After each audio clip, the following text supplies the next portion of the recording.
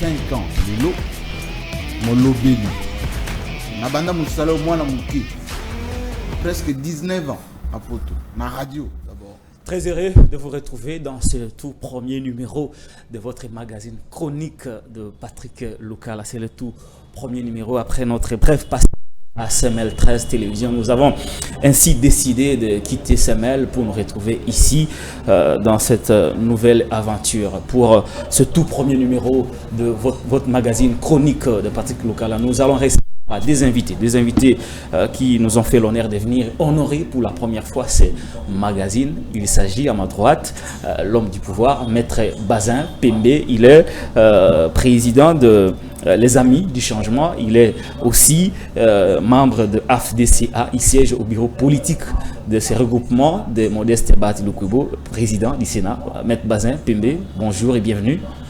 Merci beaucoup Patrick Lokala pour l'invitation. Je m'appelle Maître Bazin Pembe. Je suis le coordonnateur de la dynamique des changements c'est maintenant. Je suis au sein du regroupement politique AFDC, comme vous l'avez dit, du professeur sénateur Modeste Bahati Lukwebo. Et je salue aussi mon co-débatteur en face avant que vous le présentiez. Actuellement, vous êtes très proche de Bahati Lukwebo. Certains vont même plus loin jusqu'à vous qualifier du fils adoptif du président du Sénat. Moi je suis au regroupement politique AFDC avec ma structure politique. Le président du Sénat, Modeste Bahati Lukwebo, c'est notre autorité morale. Nous sommes sous sa vision, nous sommes au sein de l'Union sacrée. Nous travaillons pour la vision du président de la République, Félix Antoine Tshilombo Tshisekedi, les fils adoptifs. Ça revient à ce qui nous qualifie ainsi de rester à cet état-là.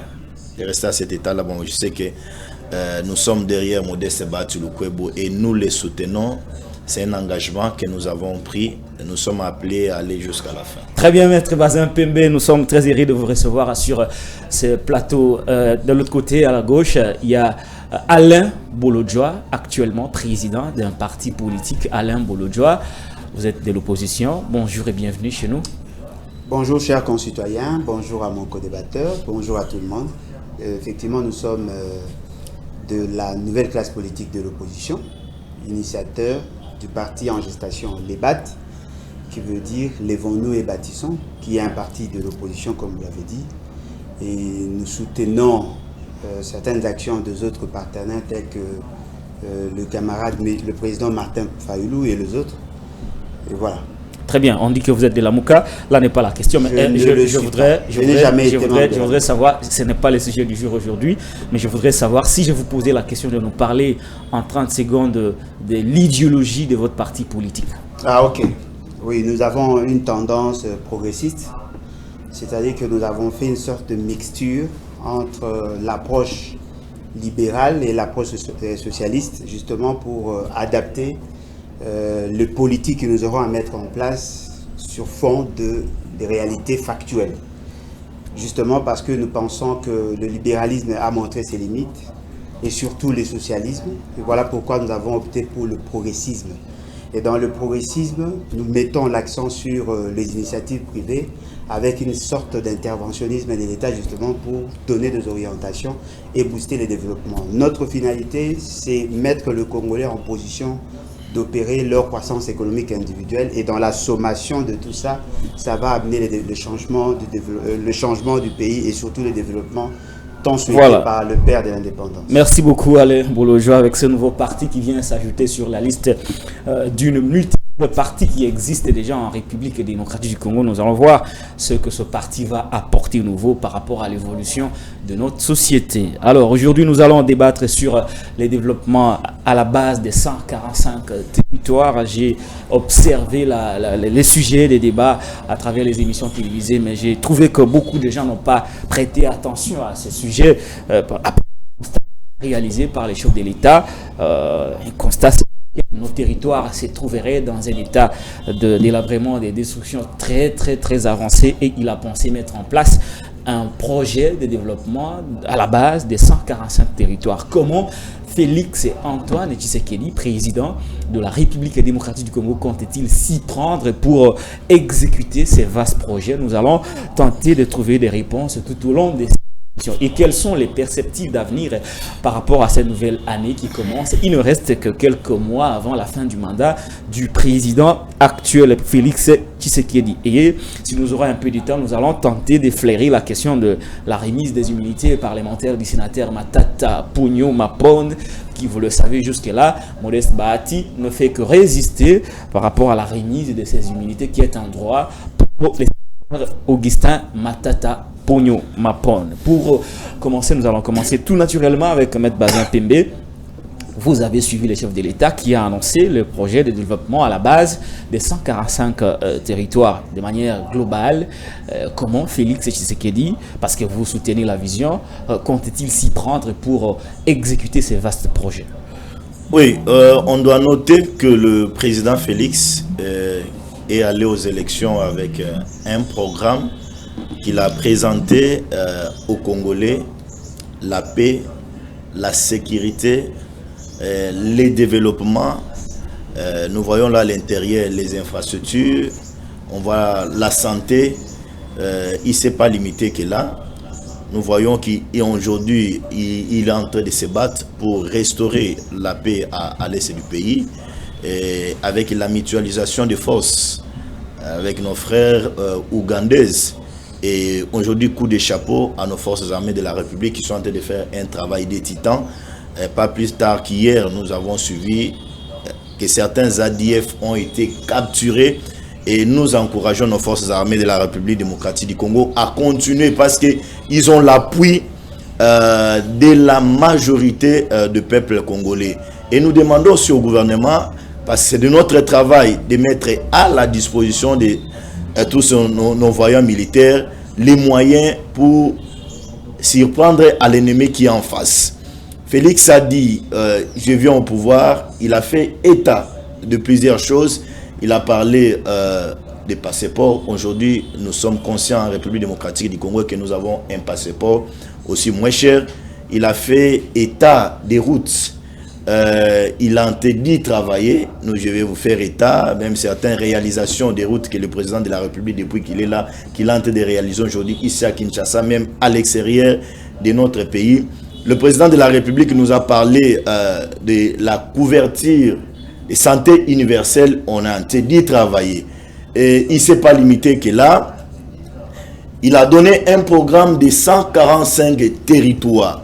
C'est un programme du développement à la base. Comment on va y travailler?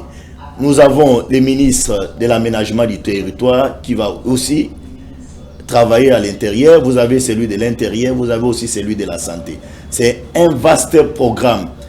Pourquoi le président de la République a réfléchi ainsi? Il est connu de tous que la majorité de certains programmes phares lancés par la République démocratique du Congo commence d'abord par les grandes villes. Je peux citer Lumbashi, Kinshasa, Kisangani. Et le président a compris que cette fois-ci, il faut changer la donne. Il faut commencer par la base. Je rappelle aux Congolais qui sont en train de nous suivre que nous avons un pays aujourd'hui vaste, la République démocratique du Congo. 345 millions de kilomètres carrés, avec 475 secteurs, 264 chefferies et 145 territoires. Donc, un pays à dimension continentale. La Belgique entre plusieurs fois ici, la France entre plusieurs fois ici. Donc, le développement de la République démocratique du Congo, ce n'est pas dans 2 ans, ce n'est pas dans 3 ans. Dans 2 ans, dans 3 ans, il faut encore du temps. C'est pourquoi le président de la République, ayant un mandat renouvelable une seule fois, il est en train de travailler pour ce développement. Moi, j'y crois. Je crois, mais avec le développement à la base, je dis oui, c'est un programme qu'il faut lancer. Et nous avons vu plusieurs scandales dans ces pays. Oui, les scandales, on en parlera. Mais oui. Est-ce que le projet est écrit? Est-ce qu'il est schématisé? Est-ce qu'il y a une échéance par rapport à ces projets de développement à la base des 145 territoires? Est-ce que les Congolais peuvent comprendre de quelle manière il va procéder? Vous avez cité les ministres sectoriels, Mais comment les choses seront faites pour que ces développements soient palpables, pour que ces projets ne restent pas seulement un discours politique? Ça ne restera pas un discours politique. C'est un programme qui sera réalisé parce que tous, nous avons constaté la ferme volonté du président de la République à matérialiser ce programme. Il est connu qu'aujourd'hui, dans nos territoires, nous avons les AT, les administrateurs du territoire. Ils sont là en train de travailler. Ce sont des autorités administratives. D'être dans ce plateau, mais parler là de personnalités juridiques et ces administrateurs n'ont pas dit. Les administrateurs ont des autorités directes. Il y a les ministres de l'Intérieur, ils ont des gouverneurs à qui ils font rapport. Mais c'est un programme, je vous ai fait état de certains ministres sectoriels qui vont travailler avec les commissions déjà mises en place pour aller booster ces programmes à la base. Donc, c'est un programme qui ne va pas se limiter seulement dans les chiffres. Donc, ils vont viser la construction des routes. Très bien. Même les écoles.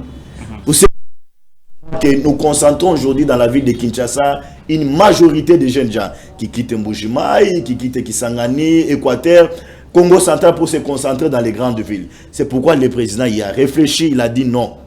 Il faut faire retourner toutes ces jeunes dans leur territoire, travailler pour l'intérêt du territoire. Et il ne s'est pas limité que là. Nous avons tous suivi que les ministres, la fonction publique, a réfléchi sur un programme qu'on est en train de mettre déjà en exécution sur le 22 897 fonctionnaires de l'État non mécanisés, mais qu'on a mécanisés. Nous allons y revenir, Maître Bazin Pembe. Je reviendrai vers vous pour vous poser la question sur les acteurs qui vont jouer. Certainement, vous avez cité les ministres sectoriels, mais nous allons aussi en parler de ces administrateurs des territoires qui ont quand même passé beaucoup de temps, nommés par le régime précédent. Depuis que vous êtes arrivé au pouvoir, vous n'avez pas pensé au renouvellement, au changement. Et nous allons tenter d'y réfléchir avec vous. Laissez-moi voir ce qu'en pense Alain Bolodjoa. Finalement, Félix a compris, au-delà du programme Sans Joue, le programme Chile Gelou, ici à Kinshasa, le programme Kinshasa Zéro Trou. Est-ce que le fait que Félix ait pensé à un projet à la base des 145 territoires n'est-il pas une bonne chose, parce que le développement devrait aussi partir de la base? Bon, je ne suis pas surpris de voir qu'il y a des gens qui soutiennent naturellement cette dérive de gestion, justement parce que je sais que même le diable peut trouver des avocats dans ces mondes. On semble refonder l'État sans réviser la Constitution. C'est quand même surprenant. La problématique du développement a déjà été réfléchie dans plusieurs cadres, et notamment à Sun City. Et même juste pendant la période transitoire, je parle ici de 2003 à 2006, avant que nous ayons cette constitution, il y a eu un débat houleux entre les unitaristes et les fédéralistes jusqu'à avoir ce que nous avons aujourd'hui, la constitution de 2006, telle que révisée à ces jours. Dans cette constitution, le constituant a eu aussi à faire des analyses et à lever l'option de mettre sur pied un modèle de développement basé essentiellement sur le régionalisme constitutionnel, dont le maître mot reste la décentralisation. Et dans cette optique, on a eu à fractionner le pouvoir en deux.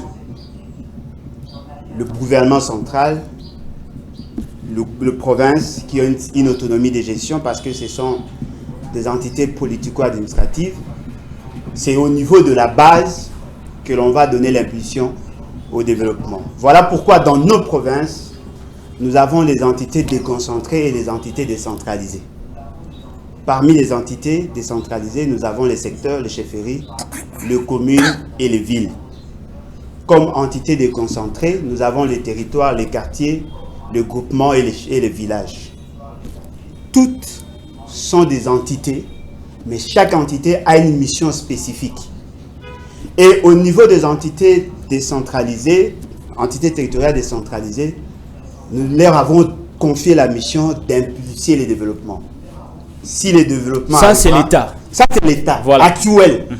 Pas l'État conçu dans cette machine de mais sur le plan de la réalité, ce développement n'est resté que théorique. Non, mais effectivement, parce que les gens ne savent pas comment mettre en application ces dispositions pertinentes de la Constitution. Et donc, le programme de Félix tombe à pic. Non, le programme de M. Félix Tshisekedi est anticonstitutionnel. Justement parce qu'ils n'ont pas pris le soin de bien analyser en profondeur. Et je comprends pourquoi. Parce qu'ils savent que la finalité n'est pas de donner l'impulsion au développement, mais plutôt de faciliter l'atteinte de leurs objectifs en dotant aux administrateurs du territoire qui n'ont pas le pouvoir réel dans l'État, en ce qui concerne ces processus de transformation structurelle, en leur donnant, ils vont créer un mécanisme d'opération retour pour faciliter l'atteinte de leur objectif électoraliste, c'est-à-dire donner le moyen à leurs candidats. Donc pour vous, ce projet ne vise que des objectifs électoralistes? Effectivement, ça c'est une forme d'escroquerie que tout le monde doit vomir avant même de le consommer. Je disais, les entités territoriales décentralisées ont une large autonomie de gestion. Et de ce fait, leur autonomie de gestion passe impérativement par l'autonomie financière. C'est ce qui fait que le constituant, dans la Constitution, il a fixé les missions dévolues aux entités territoriales décentralisées, tout en renvoyant à une multitude de lois. Il y a la loi portant délimitation, organisation et fonctionnement des entités territoriales décentralisées de 2008. Il y a aussi la loi organique portant fixation de principes fondamentaux de libre administration de province. Dans les missions dévolues aux entités territoriales décentralisées, c'est justement d'impulser le développement. Et lorsque vous prenez la Constitution voudrait assez que ces fractionnements de compétences soient faits par le mécanisme de contrôle constitutionnel et légal en mettant en place le conseil à chaque niveau. Dans les secteurs, il y a un conseil des secteurs qui est constitué des élus au suffrage universel direct qui ont pour mission de jouer pratiquement le Parlement en miniature. Ce sont eux qui donnent l'orientation sur le politique à ces niveaux et en même temps qui veillent à l'application de ces programmes conformément à la loi. Et en termes de financement, il a été institué dans la Constitution le fractionnement de compétences et le fractionnement, la subdivision en 3 parties. Nous avons le 50% du gouvernement central qui aussi intervient dans une certaine mesure dans le financement de projets de développement. Nous avons 10% de la caisse de péréquation qui est une caisse de solidarité, justement pour soutenir les entités territoriales décentralisées qui n'ont pas le moyen. Et troisièmement, il y a les 40% des retenues à la source qui, dans la pratique, est appelé rétrocession. Alors, dites-moi, ces fameux programmes prophétiques des 145 territoires, d'où tire-t-il son fondement légal? Parce que les administrateurs du territoire n'ont pas pour mission d'impulser le développement. Ce sont les ETD, les entités territoriales décentralisées. Dites-moi, comment des gens qui apparaissent sérieux ou responsables peuvent-ils nous lancer dans cette révision constitutionnelle sans pour autant informer la Cour constitutionnelle? Ce qui veut dire que ce que vous voyez là, ce sont des fantasmes. Des gens qui ne veulent pas réfléchir au-delà de leur nez. Et nous comprenons que c'était justement pour séduire les faibles d'esprit. Et nous pouvons démontrer tous les facteurs bloquants, l'incapacité à l'opérationnalisation et l'intention malveillante de ceux qui l'ont boutiqué. Voilà. Donc on peut retenir que pour Alain Bolodjoa, ce projet ne va pas réussir. Nullement. Très bien, nous avons compris Alain Bolodjoa qui a qualifié ce projet d'anticonstitutionnel. Il ne revient pas aux entités, au territoire d'impulser le développement à la base. Il a avancé beaucoup de choses. Maître Bazin Pembe, avant que vous, peut-être après votre réplique par rapport aux propos de Alain Bolodjoa, mais je voudrais aussi que vous reveniez sur la qualité de ces gens qui vont participer au développement à la base. Je parle ici des administrateurs des territoires, je parle des chefs de chefferie, chefs de groupement qui pour la plupart ont été recrutés par des membres des partis politiques de l'époque. Je parle du PP et tous ses alliés. Aujourd'hui c'est l'union sacrée, rien n'a été changé. Et comment pensez-vous changer les choses avec les anciens animateurs des entités territoriales décentralisées? D'abord, je rappelle à ceux qui sont en train de nous suivre que j'ai relevé plusieurs contradictions dans les chefs d'Alain Bolodjoa qui dit que le programme des 145 territoires, ce n'est pas un programme constitutionnel. C'est un programme anticonstitutionnel. Je l'ai dit non. Il a parlé de la décentralisation. Je rappelle à mon frère en face que c'était au mois de mai 2013. La Constitution de la République démocratique du Congo en vigueur, on fait état de la décentralisation dans cette Constitution. Qu'il y a eu certains articles qui ont été modifiés pour adapter à la décentralisation. Donc il a fait état tout à l'heure là. Et vous l'avez posé une question simple. Félix est réaliste, il est pragmatique. Avec son programme de 145 territoires, il vous dit non. C'est une malhonnêteté scientifique et politique. Il y a certaines valeurs qui sont absolues, qu'il faut reconnaître, même si vous pouvez faire teinter dans l'intelligence une jalousie et consort. Je rappelle, cher ami Patrick, que c'est un programme réaliste, c'est un programme constitutionnel. Il n'y a pas question ici d'aller saisir la Cour constitutionnelle ou bien modifier la Constitution pour faire adapter un programme. Les 145 territoires, c'est constitutionnel, avec la décentralisation dont il a fait état tout de suite là. Je lui ai rappelé de la loi de mai 2013. C'est une loi qui nous parle de la décentralisation, de toutes ces entités territoriales décentralisées. Donc, aujourd'hui, matérialiser ces programmes n'appelle pas la violation de la Constitution. Moi, j'ai dit non, nos provinces, nos secteurs, nos territoires, même nos chefferies ne sont pas développés. Vous trouverez ici à Kinshasa, vous avez un peu les infrastructures, vous avez des routes, vous avez des hôpitaux. Mais si vous descendez dans nos provinces, si vous descendez dans nos territoires, si vous descendez dans nos secteurs, les gens meurent. Ils n'ont pas de chloraphénicol, ils n'ont pas de centres de santé. C'est pourquoi le président de la République, c'est référent, c'est conformant à la Constitution, il a mis un programme en place de 145, le programme de 145 territoires. C'est un développement là-bas. Je nous rappelle ici, je nous rappelle ici que les 145 territoires, ce n'est pas une invention de Félix-Antoine Tshilombo Tshisekedi. C'est constitutionnel. Je vous ai donné la superficie de la République démocratique du Congo. Je vous ai donné le nombre de secteurs que nous avons, le nombre de chefferies que nous avons, même le nombre de territoires que nous avons en République démocratique du Congo. Donc Félix n'a pas innové, mais il a essayé de concrétiser la volonté du constituant. Maître Bazin Pembe, pourquoi parler d'un projet de développement à la base de 145 territoires alors que nous savons tous qu'il y a une caisse de péréquation, il y a des frais qui sont alloués aux entités territoriales décentralisées et les lois du pays ont tout prévu. Pourquoi Félix n'a-t-il pas pu chercher à faire respecter les lois du pays qui existent déjà par rapport à cette matière, mais il a préféré parler d'un projet de développement à la base de 145 territoires. Avant de parler de la caisse de péréquation, parlons d'abord de la rétrocession. Il est connu de tous que nous avons 26 provinces en République démocratique du Congo. Toutes ces provinces ont des secteurs qui régénèrent les recettes et tous ces moyens sont envoyés à la capitale, donc au gouvernement national. C'est pourquoi l'État congolais, les constituants, a réfléchi qu'il n'est pas donné le pouvoir direct aux gouverneurs lorsqu'ils ont des recettes, de les utiliser comme ça. Il faut envoyer au niveau national. Le niveau national traite et le niveau national rétrocède. Et la rétrocession faite par le gouvernement national aux provinces, la charge d'aider au secteur, aux chefferies, aux entités, aux ETD, aux entités territoriales décentralisées. Est-ce que cela est fait? Et cela ne se faisait pas.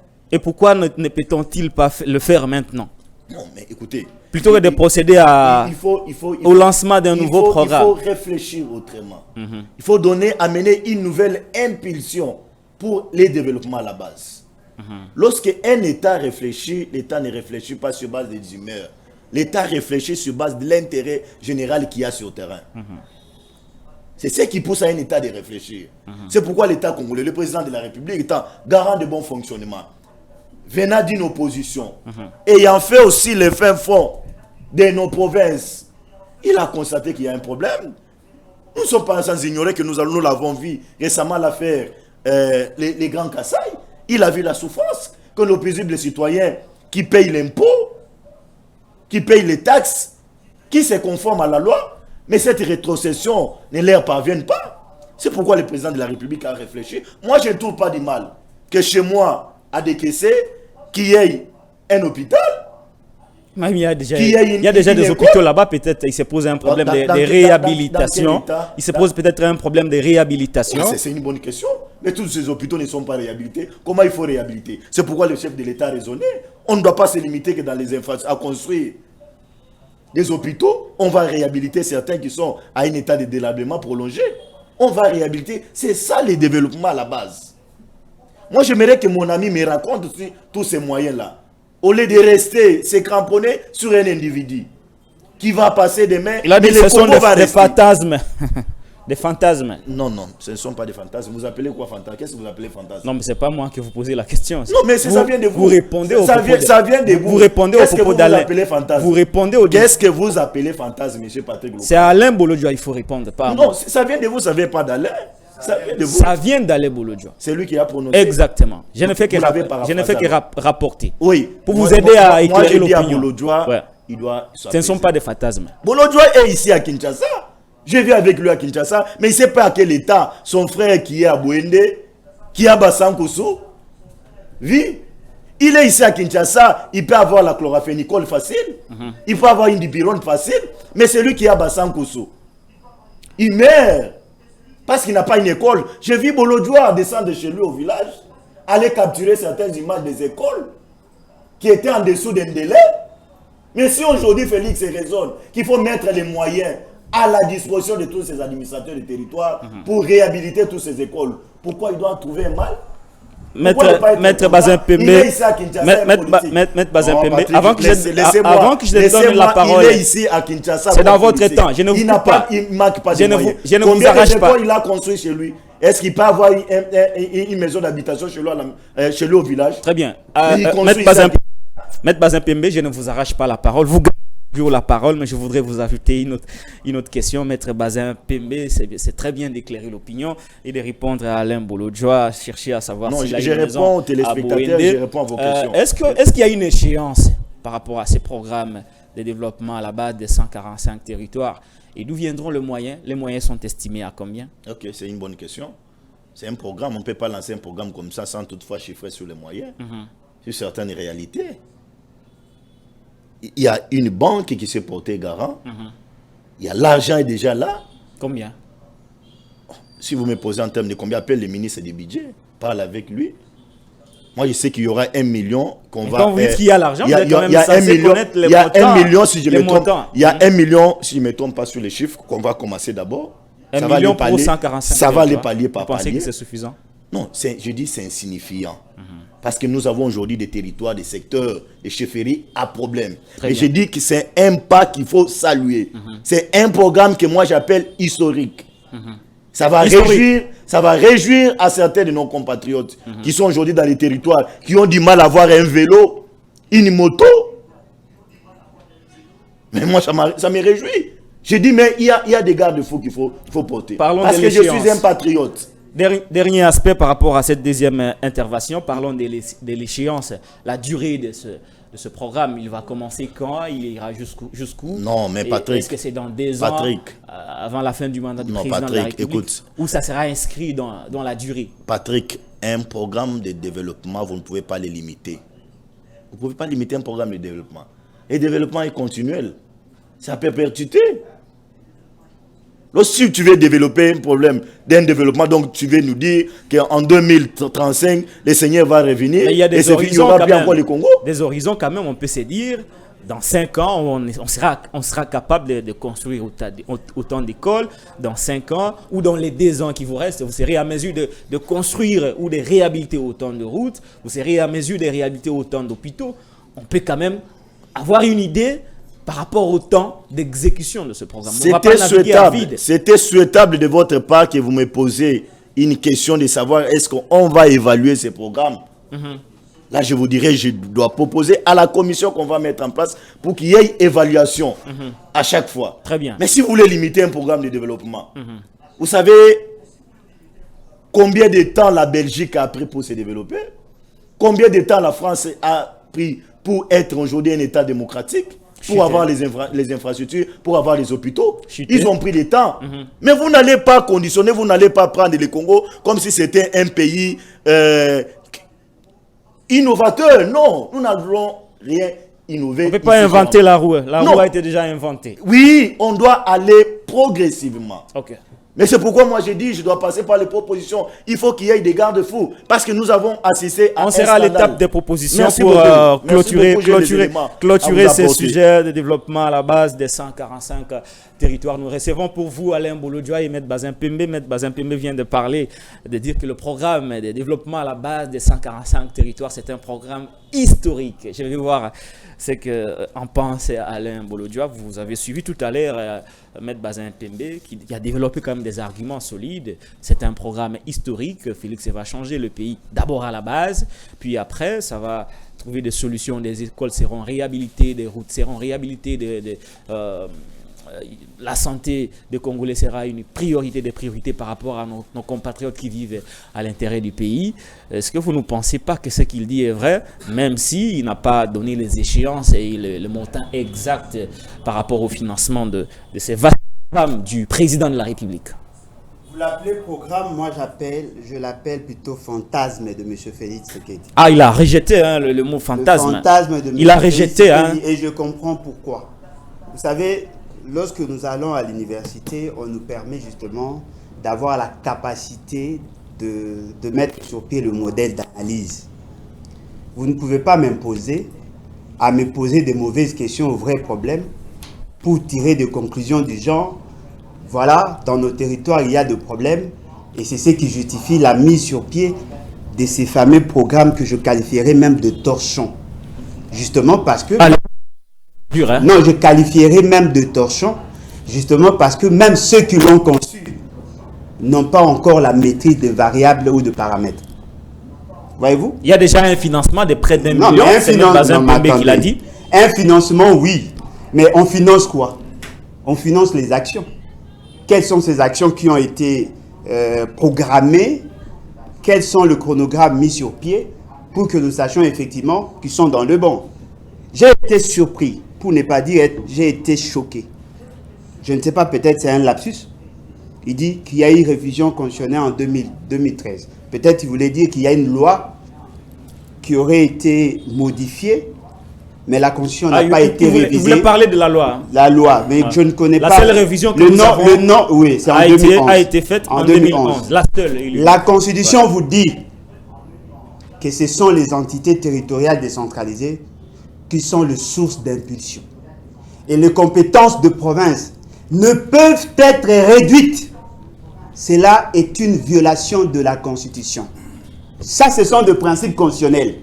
Jusqu'à ce que l'on va réviser la Constitution, en ce moment-là, on va apporter une autre posture. Mais jusqu'à preuve du contraire, le gouvernement central a ses missions. Il suffit de lire l'article 202 de la Constitution. Ce sont des compétences l'État. L'article 203, ce sont des compétences concurrentes entre l'État et les provinces. L'article 204, ce sont des compétences exclusives aux provinces. Dites-moi, qui a donné à ces fameux gouvernements le pouvoir, le gouvernement de la République, à ces fameux gouvernements d'initier des projets de développement dans des entités territoriales décentralisées et surtout dans ces matières-là. Problème des compétences, hein, M. Bazin. Non, mais effectivement, c'est ça le problème. Parce que ce qui est vrai, une question relative à la compétence. On a eu un programme ici, voilà. Le fameux programme de 100 jours.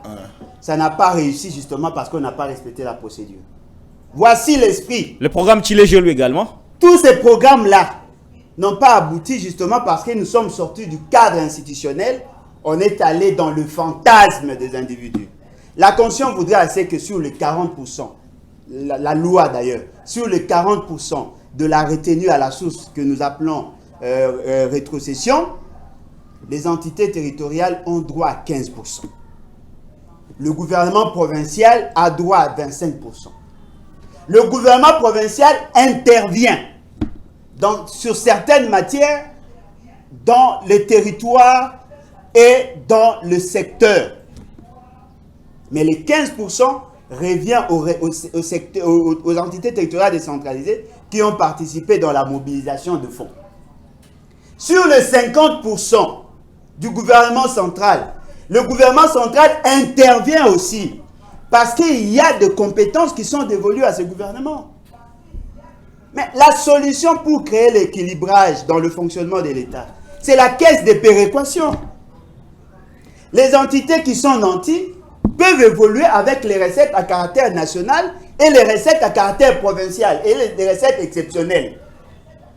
Mais en ce qui concerne la caisse de péréquation, c'est réservé aux entités territoriales et aux provinces moins nantis justement pour créer cet équilibrage.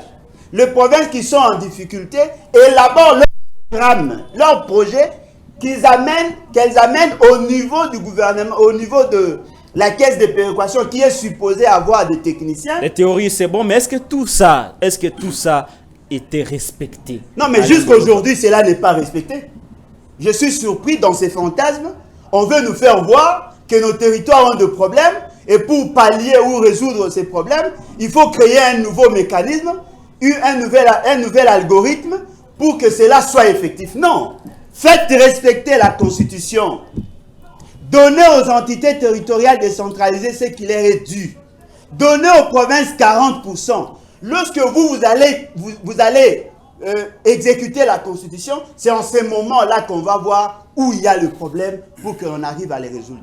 C'est comme ça que l'État, un État normal, doit fonctionner. Dites-moi, quelle est la compétence reconnue, que ce soit dans la Constitution, dans la LOFUP, dans la loi portant libre administration de province, dans la loi portant des limitations des entités territoriales décentralisées, où l'AT peut trouver le pouvoir de gérer. Quels sont les mécanismes constitutionnels pour veiller à ce que nous atteignions l'objectif? L'administrateur du territoire n'a pas compétence d'initier de projets de développement. Pour vous, tout cela a été violé. Non, mais justement parce que ce sont des fantasmes. Et je vous dis, l'intention n'est pas de résoudre le problème. Chers amis, je suis de ceux qui ont fait le tour du Congo, qui continuent à voyager. Je connais les réalités du Congo. Vous prenez même des photos, M. Bazin hier est venu tout à l'heure. Il n'y a pas que là-bas. J'étais à Chuapa, j'étais à Isiro, j'étais dans toutes les provinces sauf le Sud Kivu. Je connais le Congo. Je connais le Congo. Je suis chercheur, je suis consultant, on me consulte. Même par la FAO, j'ai eu à faire de tout. Ce qui est vrai, ce n'est pas comme ça. Vous savez, l'État, c'est la superstructure. En tant que superstructure, c'est tout un système. Le fonctionnement du système dépend du degré du respect de la procédure ou des démarches légales. Lorsqu'il y a une décision qui va à l'encontre du fonctionnement de l'État, automatiquement ça crée un dysfonctionnement systémique. C'est ce qui justifie l'échec du programme de 100 jours. C'est ce qui justifie l'échec des Chili. Alain Bolodia, parce que vous pensez que le programme de développement à la base des 145 territoires a violé systématiquement les lois du pays. Que faut-il faire pour arrêter cela? Non, mais si on doit faire quelque chose, le fait seulement qu'ils sont encore au niveau des intentions, des fantasmes, la moindre des choses, c'est de laisser tomber et de mettre en place le mécanisme pour que nos provinces aient les 40%. Il faut renforcer le contrôle au niveau de la gestion pour que nous ayons les résultats escomptés. Donner à la caisse de solidarité, la caisse de péréquation, le moyen nécessaire. Veillez à ce que le 50% qui reste soit affecté de manière rationnelle pour que nous atteignions nos objectifs. Dites-moi, lorsque vous donnez, ça c'est juste un exemple, lorsque vous donnez à Lualaba 10 millions, vous donnez à Dekese 10 millions, est-ce qu'ils ont les mêmes réalités? À Sankourou, par exemple, Dekese, ce n'est pas une province. Non, j'ai dit, c'est au niveau de l'Omami. Les territoires, nous parlons des territoires. C'est-à-dire que si vous prenez un territoire de Lualaba, qui est déjà nanti par le fait que les recettes sont supérieures aux estimations de Dekese. Il y a quand même beaucoup de minéraux là-bas. Effectivement, c'est-à-dire qu'on va créer les déséquilibres. L'État intervient dans la décentralisation, justement pour rechercher le point l'équilibrage, justement pour qu'il y ait l'harmonisation en termes de développement. C'est ça le constituant. Dites-moi, quel est cet homme intelligent qui est dans cette union dite sacrée, qui est dans ses études, qui peut prétendre être plus intelligent que le constituant? Une question. Dites-moi. Une question. Félix Tshisekedi, président de la République, a quel intérêt de pondre un programme qui violerait les lois du pays? Non, mais il peut être ignorant. C'est aussi possible. Il peut être ignorant. Il peut être ignorant. On peut abuser de lui. N'a-t-il pas de conseiller? Non, mais quel conseiller? Vous parlez de quel conseiller? C'est des tourneurs? Quel conseiller? Quel est ce conseiller sérieux qui peut demander à son président de violer la Constitution au nom de la recherche de solutions? Parce que s'il viole la Constitution, très bien, je vais le fait récupérer... seulement qu'il n'y a pas de mécanisme de contrôle à ce niveau-là, c'est M. Félix, c'est quel est le premier ministre qui sont... Vous avez débordé de quelques secondes Alain Bolodjoa de l'opposition, hein, je note, de l'opposition très proche de Martin Fayoulou Madidi de Lamouka. Maître Bazin Pembe, je vous récupère pendant quelques secondes. Vous avez suivi tout à l'heure Alain Bolodjoa qui a quand même soulevé quelques questions relatives à la compétence dévolue au gouvernement de la République pour aller booster le programme de développement à la base des 145 territoires. Il est allé même plus loin pour dire que Félix Tshisekedi a fait cela peut-être par ignorance, parce que, selon lui, n'a pas de conseiller capable de lui dire que ce programme-là ne va pas aboutir, à l'exemple du programme 100 jours et de Chile Gelou. Oui, laisse-moi un peu déchirer les nerfs de mon frère pour les pousser à réfléchir. Je vous récupère pendant une minute, on va passer à autre chose. Doit réfléchir. Ça, c'est un problème qui n'est même pas politique, c'est un problème tellement scientifique et s'appelle à la réflexion pour ceux qui sont en train de nous suivre.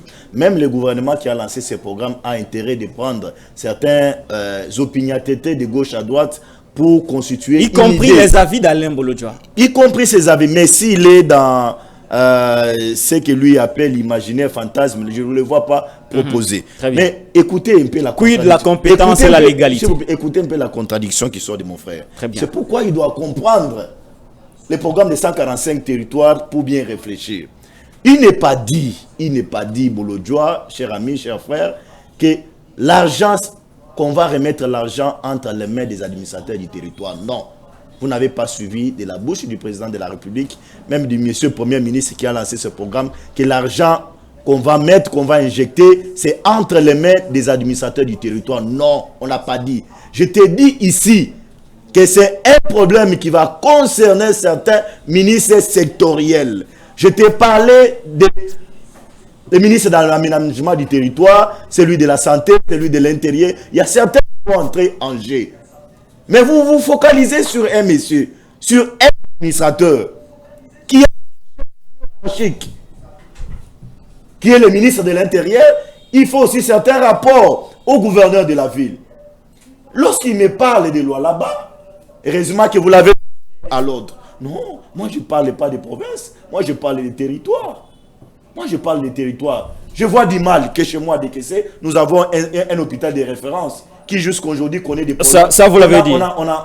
Ça vous l'avez dit. Je l'ai dit. Quid de la compétence. Ça vaut de la peine que je le répète pour que ceux qui sont en train de nous rapidement, on doit passer à autre chose. Ouais. Pour vous dire, cher ami, il nous a dit ici de la caisse de péréquation. Mais qui vous a dit que Félix, avec le programme de 145 territoires, il a tué la caisse de péréquation? Qui vous a dit? Ah, il n'a pas tué la caisse de péréquation. Qui vous a dit que Félix, avec les programmes de 145 territoires, la rétrocession ne va pas continuer? Qui vous a dit? C'est ça le problème. Le mal avec l'homme politique congolais, il voit Satan partout. Réfléchissons pour l'intérêt de la République. La caisse de péréquation, la rétrocession est constitutionnelle. Est-ce que vous voyez Félix violer la Constitution sur le point de la rétrocession? Moi, je dis non. Très bien. Je rappelle, mon ami, ça c'est un aspect important. On va changer de sujet. Moi, je suis politique. Exactement. C'est pour ça que je vous ai appelé. Nous sommes aussi appelés à réfléchir au-delà de certaines justes et coutumes, certaines pratiques qui sont aujourd'hui des lois. Félix a une vision, il a un programme. Mais je ne vois pas comment on peut l'empêcher d'exploiter un programme constitutionnel des 145 territoires. Je ne vois pas comment on peut l'empêcher. Très bien. Parce qu'il est appelé à se soumettre à l'autorité de la loi. Maître Bazin Pembe, je vous propose d'échanger des sujets. On a suffisamment parlé de ce programme des 145 territoires développement à la base, initié par Félix Antoine Tshisekedi Tshilombo, président de la République démocratique du Congo. Je vous retiens toujours, Maître Bazin Pembe. Quid les humanités de Matata Ponyo? Vous êtes juriste de formation et de profession. Vous savez, vous connaissez avec moi que le sénateur Matata Ponyo est a presque fini son affaire avec la justice. Le premier dossier relatif à la zaïrianisation, la justice a fait une sorte de main levée. Je n'ai pas le terme approprié, c'est moi l'expression. Dans les seconds dossiers, la Cour s'est déclarée compétente de juger un ancien Premier ministre Par conséquent, beaucoup de gens pensent que Matata Ponyo devrait en principe retrouver ses immunités, mais jusque-là, le président du Sénat n'en veut pas. C'est très grave ça si vous pouvez affirmer de telles choses. Je connais que Bati, c'est un président, il est le président du Sénat. Par le fait d'être président du Sénat, c'est un sénateur. Et il dirige une institution importante dans notre pays. Bati a un bureau. Les décisions au bureau du Sénat sont prises de manière collégiale. Donc, c'est-à-dire, c'est pas par vote à l'unanimité. Bati n'est pas une juridiction. Je ne sais pas si Bati s'appellerait TGI Matete, Bati s'appellerait TGI... personne n'a dit ça, M. Bazampé. Non, je reviens, je réponds à la question. Très bien. C'est pourquoi vous voulez attribuer certaines choses graves à Modeste Batsy Lukwebo. Qu'est-ce que Bati a à faire à un dossier judiciaire que Matata a vis-à-vis de la justice? Je nous renvoie tous ici à la séparation du pouvoir qui est constitutionnelle. C'est constitutionnel. Matata, la justice s'est auto-saisie du dossier Boukangalonzo et le deuxième dossier de la zaïrianisation. Aujourd'hui, la Cour constitutionnelle s'est prononcée par rapport à son incompétence. Exact. Mais ce n'est pas clore les dossiers. Si Matata estimerait que... C'est pas clore le dossier, est-ce qu'il y a une autre juridiction à part la Cour constitutionnelle qui peut se saisir de ce dossier? D'autant plus que la Cour s'est déclarée incompétente. Le fait par la Cour de se déclarer incompétente, cela n'est pas l'extinction des poursuites vis-à-vis de Matata. On les jugerait comme qui? Comme un ancien Premier ministre ou comme sénateur? Bon, c'est comme si vous voulez me dire que Matata serait... de ces gens-là, ou bien je ne sais pas si c'est une notion juridique qui reste, l'intouchabilité. L'intouchabilité n'est pas une notion. Non, mais chacun a un juge. S'il vous plaît, la question. Oui, vous êtes juriste, M. Bazampé. J'aimerais que vous... Patrick, je viens. Ouais, allez-y. L'intouchabilité n'est pas une notion qu'on épuise dans l'arsenal juridique de notre pays. Ça n'existe pas. Et vous ne trouverez jamais un vide juridique mais vous connaissez dans aussi, l'arsenal juridique de notre pays. Mais vous connaissez aussi que chacun d'entre nous a un juge naturel. Oui, alors là, les juges naturels d'un Premier ministre, c'est la Cour constitutionnelle. Là, je dis là, tu me rejoins. Voilà. C'est pour vous dire. Maintenant, quelle est la juridiction qui va juger Matata Ponyo comme ancien Premier ministre? La notion que vous avez importée des vides juridiques n'existe pas chez nous. Donc, chaque individu a son juge naturel. Pour les cas d'espèce, il est juge naturel. Monsieur Matata Ponyo Augustin, monsieur Augustin Matata Ponyo Mapon est poursuivi pour des faits infractionnels de prévention très connus. Pour le détournement. Il est poursuivi pour ces faits-là. Va être jugé où? Mais vous avez la Cour constitutionnelle, la Cour de cassation, je m'excuse. Vous avez la Cour constitutionnelle. Un ancien Premier ministre. Donc, je vais vous dire ceci, Patrick. Il ne faut pas défendre certaines choses. Je n'ai des questions. Je te dis que M. Augustin Matata Mapon est poursuivi pour une infraction imprescriptible. Pour une infraction imprescriptible. Notez cela. Allez rapidement parce que... je vous dis, monsieur le journaliste, mais mon ami ici en face, ce n'est pas ces plateaux de télévision qui acquittent un individu, un présumé détourneur, voleur, ce n'est pas dans les plateaux de télévision. Il peut être un syndicat des journalistes. Ce n'est pas ce syndicat des journalistes qui va les laver. Ici, nous voulons seulement éclairer l'opinion. Pourquoi il n'a pas réalisé des immunités? Laissez-moi vous donner les éléments. Laissez-moi vous donner les éléments. À la fin de l'émission. Monsieur Augustin Matata Mponyo, moi je les conseillerais de les bruit médiatique, de se focaliser avec ces pelotons de conseils devant le juge qui ont son dossier physique. Très bien. Où il a été auditionné. Très bien. Où il a été auditionné de répondre devant la justice. Et parce que, comment vous voulez faire rapidement. La question à 2 poids 2 mesures. Cher ami, mon frère en face, patriote en face, il a fait état ici de certains conseillers qui étaient dans la bouillabaisse à la présidence. J'aimerais ici on a déjà clôturé ce sujet. Hein? J'aimerais aussi, non, je termine. J'aimerais aussi en appeler qu'on doit enquêter sur le cas Bilomba. Parce que... Toujours à la présidence. Hein? Kitebi a laissé 30 millions de dollars à la caisse, à l'FPI.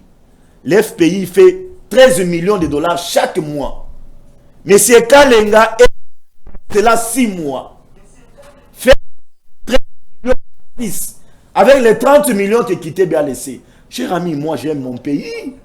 Je ne veux pas que la maman qui paye l'impôt avec ses ndunda, avec ses makala, au lieu que cet argent-là le profite, mais l'argent doit aller dans la poche des gens. Merci, Maître Bazin. À l'Union Sacrée, ce n'est pas ça. Merci. Qui est avec Matata, vous donnez la matière à Alain Bolodjoa. Il n'y a pas un hôpital. Maître de la République. Maître Bazin Pembe. C'est à lui. Merci beaucoup. Merci beaucoup, Maître Bazin Pembe. Vous n'allez pas vous plaindre. Vous avez suffisamment du temps. Alain Bolodjoa. Excusez, Alain Bolodjoa. Nous sommes pratiquement à la fin de cette émission. Vous serez la dernière personne à prendre la parole. Matata Ponyo a du mal à retrouver ses immunités au niveau du Sénat. Vous avez suivi tout à l'heure Maître Bazin Pembe. Comment réagissez-vous par rapport aux analyses faites tout à l'heure par Maître Bazin Pembe? Ce sont les analyses à jeter. À jeter? Oui, ce sont les analyses à jeter. Justement parce qu'il est dans une posture de défendre l'indéfendable. Vous savez, cher ami, rapidement, le fait seulement que les gens n'ont pas de même référentiel que nous, c'est ce qui justifie leur agitation. Dans le programme 100 jours, ils ont défendu. Le programme Tchilégelou, ils ont défendu. Mais nous n'avons jamais atteint les objectifs justement parce que nous sortions du cadre constitutionnel. Nous allons dans le fantasme de la personne de Félix Tshisekedi. Sur la justice, je ne suis pas surpris de voir que notre ami ait adopté cette approche. Mais essayons de réfléchir, bien que n'étant pas juriste, mais je suis parmi ceux qui s'intéressent au fonctionnement de l'État. Je me force à connaître l'État. Lorsque quelqu'un est poursuivi, et que cette personne bénéficie des immunités parlementaires dans le cas d'espèce de M. Matata. La Cour constitutionnelle, par le biais de le procureur général près la Cour constitutionnelle, prend l'initiative de demander la levée des immunités et la Cour constitutionnelle, c'est-à-dire les juges de la Cour constitutionnelle, se prononcent incompétents par rapport à ces dossiers, à la qualité de la personne. En réalité, toute la procédure du procureur général près la Cour constitutionnelle tombe. Si l'on veut changer de juge, il faut que la personne, par exemple dans le cas de la Cour de cassation, que le procureur général près la Cour de cassation prenne l'initiative et sollicite la levée des immunités. Je crois dans un pays normal, où le cerveau fonctionne encore, ça devait être ça, la procédure. Mais ce qui est surprenant, on nous dit, non, la Cour constitutionnelle s'est prononcée incompétente, mais on doit attendre jusqu'à ce qu'il y ait une autre Cour qui va prendre la décision, l'initiative de poursuivre en oubliant que le dossier a commencé par la Cour de cassation. C'était la Cour de cassation qui était la première à se déclarer incompétente. Voilà pourquoi on a renvoyé le dossier au niveau de la Cour constitutionnelle. Voyez-vous? C'est ce qu'on appelle l'inculturation. Des gens qui ne veulent pas que l'on reste dans la philosophie de la Constitution. Mais est-ce qu'il y a autre chose derrière ces dossiers? Non, mais il faut suivre ce qu'il a dit. Parce que selon vos explications, vous dites que la Cour de cassation s'était déclarée incompétente. Maintenant, la Cour constitutionnelle vient encore de se déclarer incompétente, mais ça bloque toujours. Qu'est-ce qui se passe réellement autour de cette... Non, le problème, c'est que si nous avons des gens qui sont dépourvus de cette volonté à nuire aux intérêts de la République, il devait plutôt prendre l'initiative d'élargir les compétences de la Cour constitutionnelle. En réalité, les anciens premiers ministres, les anciens présidents doivent avoir le même juge que pendant qu'ils étaient en fonction. Nous devons revoir la Constitution et surtout cet article pour que la Cour constitutionnelle devienne les juges naturels des anciens présidents et des anciens premiers ministres. Là, on ne sentirait que justice. Mais il y a des cas de jurisprudence dans ces pays. Je prends le cas Mike Mukebai. Il a été poursuivi, il est député provincial. Au niveau de la Cour d'appel, lorsque la Cour d'appel s'est prononcée, automatiquement il récupère ses immunités. En réalité, il devait être rétabli automatiquement. C'est-à-dire que Matata a déjà ses immunités. Mais pour des raisons de formalité administrative, il faudrait que les Non, Sénats mais- non, siègent les pour immunités- les lui donner. Non, qui a donné le pouvoir à la plénière ou sinon Au bureau. De restituer les immunités? La loi, le règlement parle plutôt de la lever. Mhm. Mais en réalité, automatiquement, Matata a recouvré ses immunités parce que jusque-là, il n'a pas de juge. Mhm. C'est la démarche vers les juges qui demande à ceux qu'on lève les immunités. Pourquoi ça bloque? Dès lors que le Pourquoi, juge n'est pourquoi pas ça là, bloque? On va finir par là. Pourquoi ça bloque? non, mais ça bloque justement parce que monsieur comment il s'appelle? Le président du Sénat. Monsieur Bahat se comporte en moboutiste. S'il vous plaît. Ce Très n'est bien. pas sérieux. Alain, Ce n'est Très bien. il y a un problème, il y a un fait. Rapidement. Je reconnais dans certaines choses, mais sur ce point de vue des droits, c'était important que vous réservez en rapport avec certaines choses. Pour preuve. Après la fin du Pour- dossier, s'il vous plaît, pour preuve. il devait avoir ses Pour- immunités de pour manière preuve. automatique. Vous On est arrivé à la vous fin. n'allez pas ici me donner un jugement de la Cour de cassation se déclarant incompétente dans l'affaire Augustin Matata Mpona. Non, il n'y a pas de juge. Alors, sur base de quoi vous dites que la Cour, Non, mais il y a pas de jugement. la cour de cassation s'est déclarée incompétente? Non, la Cour de cassation a déjà constaté son incompétence. Non, écoute, Voilà il y a pourquoi les un dossiers ont été problème. envoyés. Il y a un problème. Lorsque la Cour, ou bien les parquets, On puis est la Cour de arrivé à la cassation fin. instruit Maître un Bazin dossier. S'il vous plaît, Patrick, ça c'est une notion importante. Le procureur Non, s'il vous plaît, s'est Alain, saisi du non, dossier. Alain, s'il vous plaît, Alain, s'il vous plaît. Lorsque la Cour de cassation, Mais le dossier a quand même lorsque commencé le à la Cour de procureur près la cassation. Cour de cassation instruit un dossier judiciaire, il trouve que non, il y a des faits bénins, ou bien il n'y a pas de faits en charge de la personne. Il fait ce que nous appelons une note de classement sans suite ou bien un non-lieu. Est-ce que vous l'avez? Il ne pouvait Merci. pas le Vous faire. avez, Merci vous beaucoup. avez,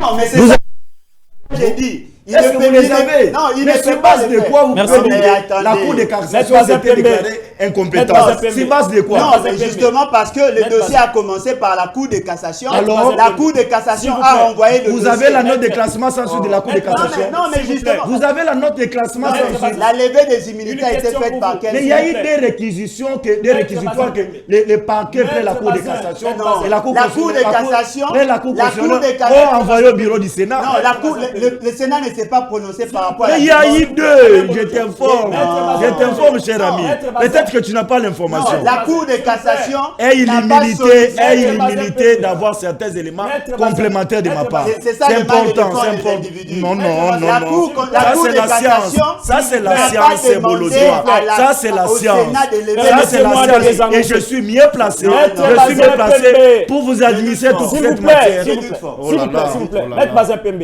merci beaucoup. J'ai doute Permettez-moi de désannoncer l'émission. Maître Bazin Pembe, vous êtes de AFDC, vous êtes de la dynamique, les changements, c'est maintenant. Merci Vous beaucoup. siégez au bureau politique de AFDCA. Merci d'avoir répondu à notre invitation. Et j'aimerais aussi vous remercier. Coup de chapeau à vous et bon courage.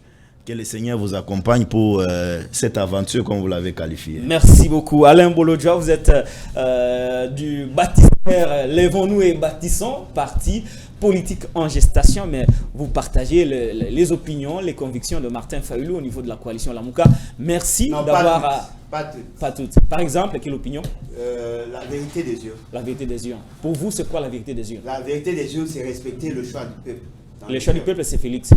Non, Félix Ségué ne veut pas être le choix du Oh, peuple. mais tu t'es contredit. Il a été choisi Tu t'es par- contredit. Alain Bolodjoa. Il a été choisi par- Nous sommes Bolodjoa arrivés à la s'est fin. contredit. Merci d'avoir répondu à notre invitation. C'est moi qui vous remercie. Que Dieu vous bénisse également. Voilà, vous étiez nombreux à réagir sur les réseaux sociaux, mais aussi par rapport aux appels téléphoniques. Nous sommes arrivés à la fin. Je vous retrouve demain à la même heure, même chaîne. D'ici là, portez-vous bien. Au revoir.